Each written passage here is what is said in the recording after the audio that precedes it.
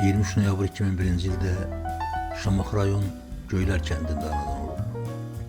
2007-2018-ci illərdə 2 saylı Göylər kənd tam orta məktəbində təhsil alıb.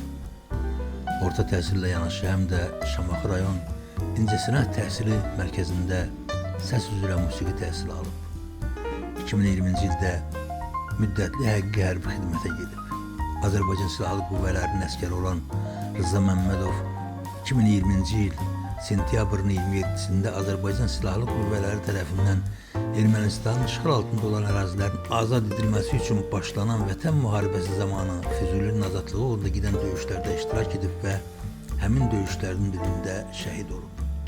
Vətən müharibəsi zamanı hərbi hissə qarşısında qoyulmuş tapşırıqların icrası zamanı vəzifə borcunu şərəflə yerinə yetirdiyinə görə Vətən uğrunda Füzulinin azad olunmasına görə və hərbi xidmətlərə görə medalı ilə təltif edilib. Şamaxı rayon Göylər kənd qəbristanlığında dəfn edilib. Məkanı cənnət olsun şəhidimizin.